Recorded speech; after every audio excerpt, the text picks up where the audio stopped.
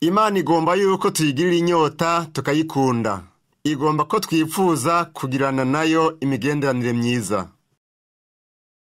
Tubahaye kaze mu kiganiro Nkorako Mwami kigizwe n'inyigisho z'ijambo ry'Imana za Dr. Charles Stanley. Mw'isi hari abantu rurangiranwa benshi. Baba abakinyi, abaririmbyi, n'abirutsi mbere n'abandi. Abo bose mu byo bakora bashimwa n'imiliyoni z'abantu. Yamara kenshi usanga umwe wese muri bo afise agahinda kenshi mu mutima ko kumva ko ari wenyene. Ibintu barabifise, yamara kuba rurangiranwa, kugira ubutunzi no kumenyekana, ntaco bimarira umutima ugaragara. Uyu munsi Dr. Charles Stanley atwibutsa ko naho turabatunzi canke aboro, twese tuzoba ubusa mu gihe kizoza, nitwabura imigenderanire n'Imana. Imana yonyene nishobora guhaza umutima ubabaye. Gumana natwe muri kino kiganiro Nkorako Mwami kugira ngo utahure cane inzara n'inyota by'ukuri ufitiye Imana.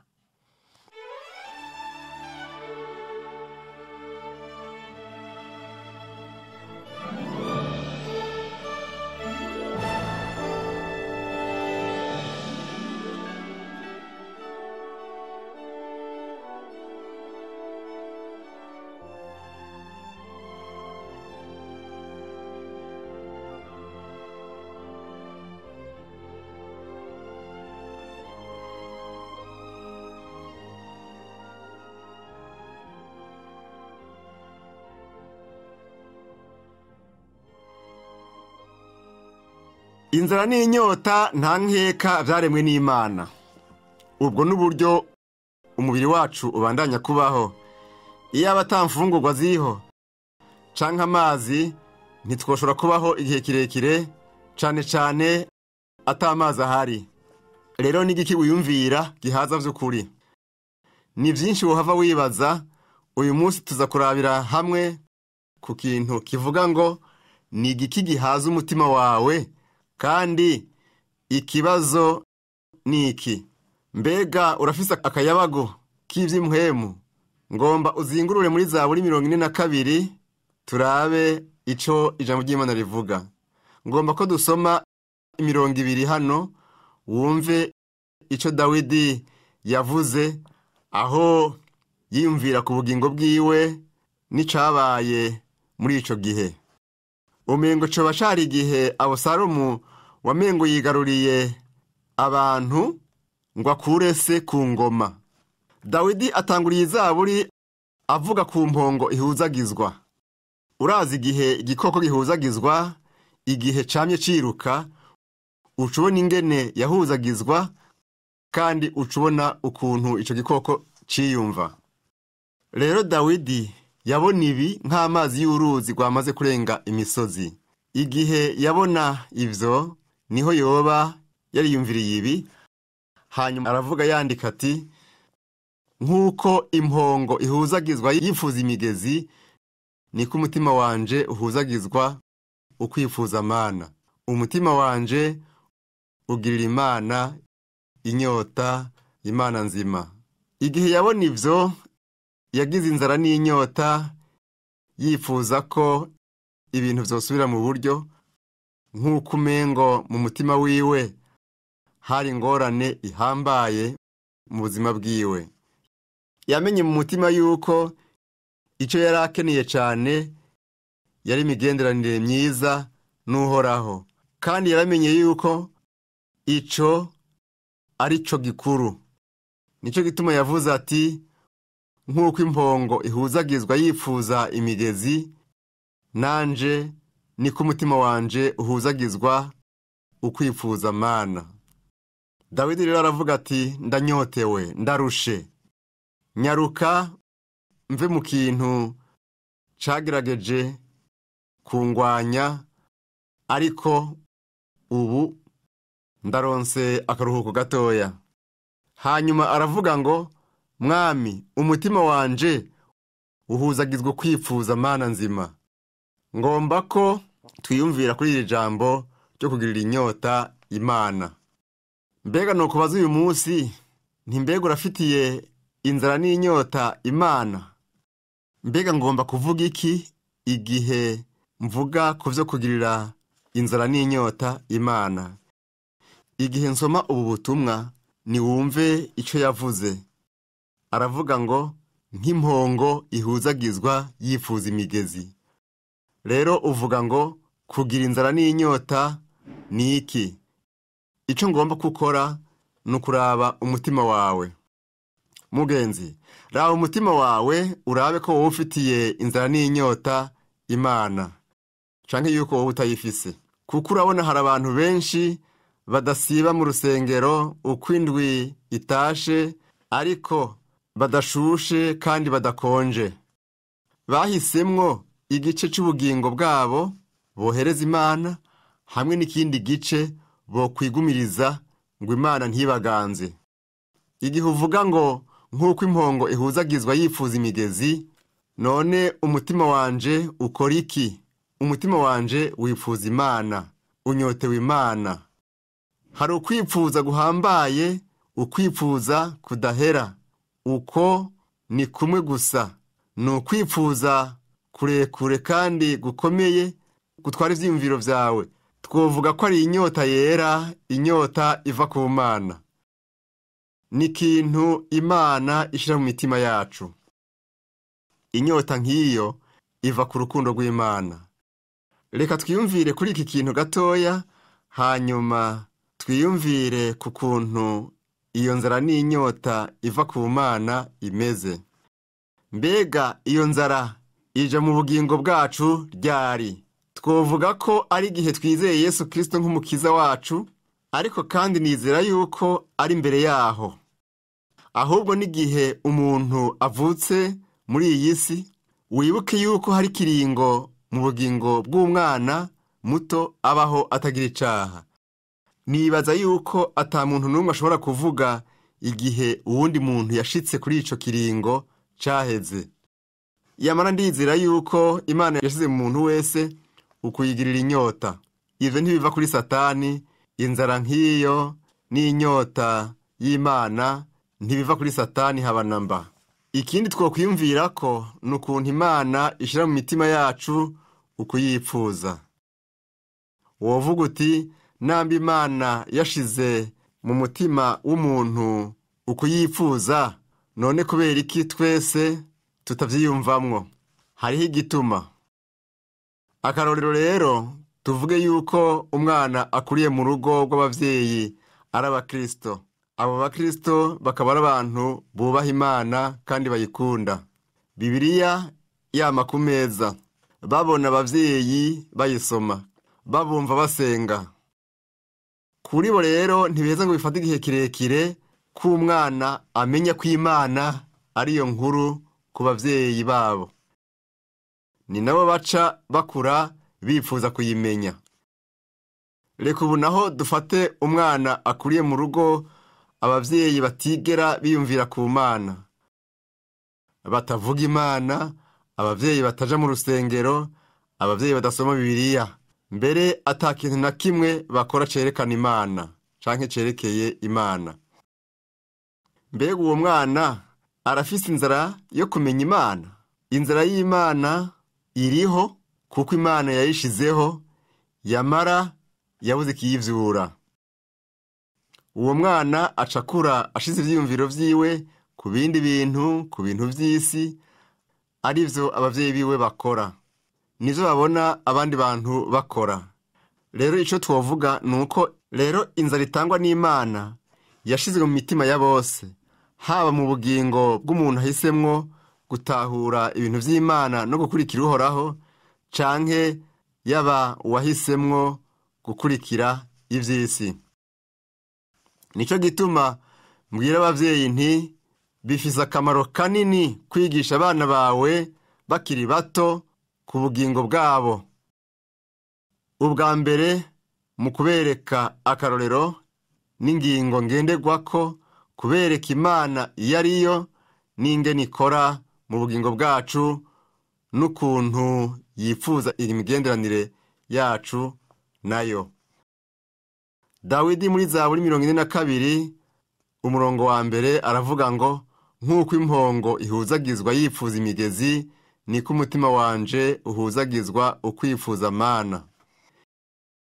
Imana yaduhaye ingabire nyinshi mu buzima, kandi hari ibintu byinshi wewe nanje dushobora kunezererwa. Nta kibi kirimwo kugira ivyo vyifuzo, kandi yabiduhaye ngo tubigumye mu ntumbero yayo nziza. Yifuza ko tuyigirira inzara n'inyota.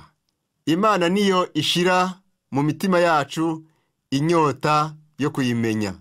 Iyumvire ku miliyoni z'abantu bafise abavyeyi batigera biyumvira kuri iyo nzara n'inyota yo kumenya Imana.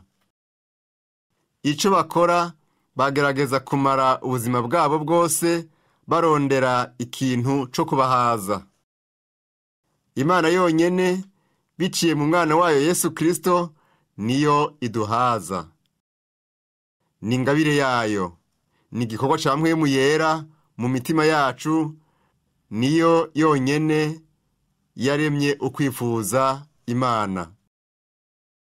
Wewe nanje ntitwokwirarira, ni ukwifuza gutangwa n'Imana, ni igikorwa ca Mpwemu Yera mu bugingo bwacu.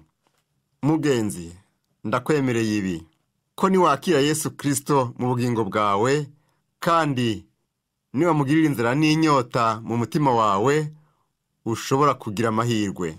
Ushobora kugira umunezero utagira uko wovugwa. Ushobora kugira amahoro adashobora gusobanurika. Nta rungu uba ukigira. Hari ukuzura no kunengeserezwa umunezero mu mutima wawe. Kubera iki? Kuko ufise inzara n'inyota y'ivy'Imana. Nta muntu n'umwe ndigera mbona mu bugingo bwanje adashaka amahoro, adashaka umunezero, atagomba amahirwe. Ivyo vyose ni ivyifuzo vy'imitima yacu. Ntibizanwa no kuronka ibi canke biriya, no kuronka uyu canke uriya. Vyaje kubw'urukundo dufitaniye n'Umwami Imana ubwayo, biciye mu mwana wayo Yesu Kristo, no kumwemerera kuba muri twebwe. Igihe Imana iriko irakorera mu bugingo bwawe, hari ukuroranirwa no kunezerwa utaravye igihe urimwo. Ushobora kuba ufise ingorane z'imibano mibi mu rugo rwawe canke aho usanzwe ukorera. Uriyumvira uti, nshobora kunezerwa gute n'ibi bintu vyose biri imbere yanje nk'ingorane? Ndakubwira ingene bigenda. Igihe ufise inzara n'inyota vyo kugororokera Imana, ivyo bigushikana kw'ijambo ryayo, bigushikana kugusangira nayo. Umutima wawe uzogira umunezero n'amahoro isi idashobora gutahura. Kubera iki? Kuko Data wo mw'ijuru ari we yavuze ngo yaturemye ngo tuba biwe, ariko kandi kugira ngo akuzure ataravye ivyo uri kuracamwo. Nta gihe na kimwe kizoza mu bugingo bwawe nanje aho tuzogira inzara n'inyota y'Imana nimba tutagomba kugendera mu bugombe bwayo. Hari vyinshi cane vyo kwiga ku Mana. Iyo niyumvira mu nyonga z'Imana mu bugingo bwanje, rimwe na rimwe numva birengeye ubwenge bwanje. Ahubwo numva amarira y'umunezero. Si kubw'ibintu mba ngomba canke kubw'ibintu bibi biba binshikiye, ahubwo n'amarira y'umunezero. Ni kubwo kumenya inyonga z'Imana. Wibuke yuko kenshi twiyumvira ngo ninayiha 10 nzoronka 15, ninatanga ikigera 10 nzoronka umugisha. Yamara tumenye yuko imigisha ihambaye y'Imana atari ubutunzi. Umugisha uhambaye w'Imana ni ukumenya inyonga zayo no kumenya ububasha bwayo mu bugingo bwawe. Kugira ngo ushobore gukora ivy'Imana ikugomba ko, utegerezwa kuyizigira, utegerezwa kuyigirira inzara n'inyota. Ugirira inzara n'inyota ikindi kintu canke uwundi muntu, kuko Imana yaguhaye kuyigirira inyota ndende. Uyu munsi usanga abantu bakora cane kuko baba bafise ico bagomba gushikako, kandi ibyo nta kibi kirimwo mu gihe bitabuza gukunda umwana w'Imana. Ariko icyo twomenya ni uko ibyo twoshika ko byose atasho vyotumarira tudafise inzara n'inyota zo kumenya Imana. Kandi uko turushirizaho kugira inyota y'Imana niko turushirizaho no kuyimenya no kuyikunda. Kandi icyo twomenya ni uko iyo nyota ica irushirizaho kuba nyinshi. Ni ukuvuga yuko mu gihe tugize inzara n'inyota zo kumenya ivy'Imana, duca tuguma twifuza kumenya ibirenze ivyo tuyiziko. Duca tumera nka ya mpongo Dawidi yavuga muri Zaburi 42 ku murongo wa mbere ngo nk'uko impongo ihuzagizwa yifuza imigezi. Mu by'ukuri iyo mpongo inyota bigomba amazi, biraboneka yuko hariho icibuze. Mbega ni bangahe muri twebwe bumva yuko bagomba Imana? Mu by'ukuri twese turavuga yuko tuyigomba, ariko asanga twayigereranya n'ibindi bintu by'agaciro dufise mu isi, ntitubone yuko ariyo ya mbere mu bugingo bwacu. Ntitwoheza ngo tuyihimbare. Dutegerezwa nyabuna kwirinda ntihagire ikindi canke uwundi yoza hagati yacu nayo. Rimwe na rimwe ndavuga nti, Mana, ngomba ko ungumbira, Mwami, kandi ngomba kukugumbira. Iyo mfashe igihe cyo gusenga canke kuba mu gacerere, ngira amahoro n'umunezero n'urukundo n'umwete wo gusenga n'ibindi bintu. Mbega none ivyo bizoguhaza kugeza ryari? Bizoguhaza ariko inyota ntizohera. N'iyi nzira idahera ufitiye Imana ako kanya, bizoguhaza ariko inyota ntizohera. N'iyi nzara n'inyota bidahera vyo kumenya Imana. Kandi uyu munsi nobaza ikibazo nti, ni bangahe muri twebwe bashima kuronka ukumenya Imana nyakuri gukomeye, kwiza, kudakekeranya, gushikamye, kwinshi, guhambaye mu bugingo bwabo? Umwe wese yovuga ati, ego menanje mfise iyo nyota. Reka nkubaze ikibazo rero, ni mu buryo ubuhe ugomba kuyironka? Mbega ugomba kuyironka mu buryo buhagije, aho ushobora kuryama mu ijoro hanyuma ukavuga ngo, Mwami, vugana n'umutima wanje, Mwami, kora icyo ari cyo cyose gikwiye kugira ngo ube vy'ukuri uw'ingirakamaro mu bugingo bwanje? Bishoboka yuko yoba yaragutwaye ikintu. Utegerezwa kwibaza rero ikibazo uti, mbega ugomba kuyironka mu buryo buhagije, aho ushobora kuryama mu ijoro hanyuma ukavuga ngo, Mwami wanje, vugana n'umutima wanje, Mwami, kora icyo ari cyo cyose gikwiye kugira ngo ube vy'ukuri w'ingirakamaro mu bugingo bwanje? Kugira inzara n'inyota vy'Imana bisobanura ko ufise ikigumbagumba, ukwifuza kurekure kwamaho kudashobora kuzura. Mu rundi ruhande, mu Mana turahazwa kandi tugenda dutera intambwe, tugenda dukura mu mpwemu. Ariko kandi urabaza uti, mbega gukura mu mpwemu ni iki? Gukura mu mpwemu ni ugukura mu migenderanire yacu n'Imana. Rero nokubaza nti, mbega uri umukristo akuze mu vy'impwemu? Kumbure wovuga uti, sinzi neza ico bivuga. Uti, kubwanje no kwiyumvira yuko nkuze. Yamara ndabiravye mu buryo bw'Imana, iravuga ngo uri umwana, hari ico ukenye mu bugingo bwawe. Sinzigera mvuga ivyo. Yamara ndabiravye mu buryo bw'Imana, ivuga ngo uri umwana, hari ico ukeneye mu bugingo bwawe. Namba ufise inzara n'inyota y'Imana, hakaba atahantu ku munsi uvuga ngo ndakeneye kuja ahantu hanyuma ngo nsenge, nta nzara n'inyota ikwiye yo kumenya Imana uraronka. Gusenga hari amahiganwa menshi mu bugingo bwacu. Ngomba gusa kugusaba gutangura kwiyumvira kuri ibi bintu mu bugingo bwawe. Uvyutse ejo mu gitondo, isi itangura kubaho kandi haba iki kintu namba uhagaze ukavuga ngo Mwami, uyu munsi ngomba ko unyiyegereza.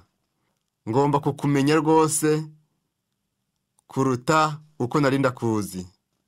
Mwami, hano hari icyo ntegerezwa gukora. Ibi ni ibintu mbona ko ntegerezwa gukora uyu munsi. Ngomba kumbera umufasha ndiko ndakora ibi bintu. Shira iyo nzara y'inyota muri jewe Mana. Shira ukwifuza mu mutima wanje. Kandi Mwami, niwabona ikinsamaza canke ikintu kinje ko gishobora kukunkurako, gishobora kunsubiza inyuma, mfasha gutahura. Mfata ukuboko unyiyegereze, mfata ukuboko unyigarukaneko. Ntundeke ngo njuragirike, ntundeke ngo nyerere. Yamara shira muri jewe ukwifuza kugendera mu ijambo ryawe no kwifuza gukora ivyo ugomba. Mbega wibaza yuko Imana itishura iryo sengesho? Iryo sengesho Imana iraryumva kandi iraryishura.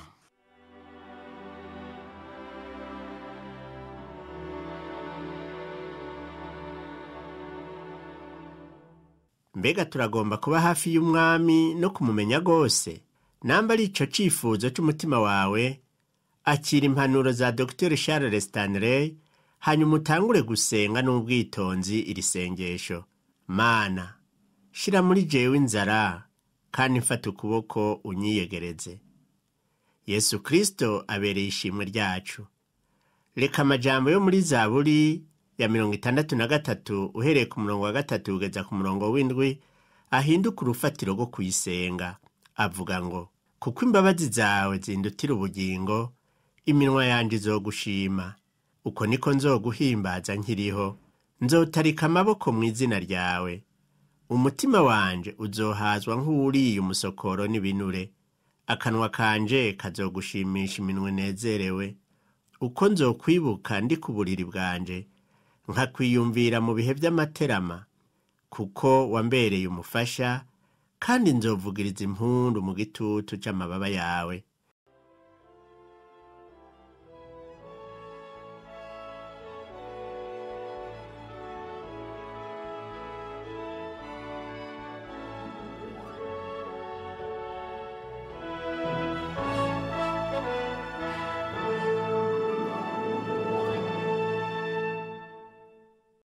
Dushikira isi yose mu rukundo rw'Imana n'imbabazi ku bantu.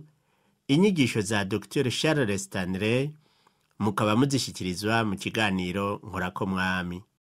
Nshuti mugenzi, turizera ko kino kiganiro caguhimbaye. Ucumviriza ku misi ya kabiri isaha 11:30 z'agatondo no kuwa gatandatu isaha 3:30 z'ijoro. Ukaba wifuza gushigikira kino kiganiro canke kuronka zino nyigisho canke kutubwira ingene ugenda ufashwa nazo, bariza mw'ishiramwe Transworld Radio hano mu gisagara ca Bujumbura, ibarabara ryitiriwe Ubufaransa, hambavu y'ishengero Anglikane ariryo Katedrale Sainte Trinité, canke udutelefone kuri 22 24 26 57 canke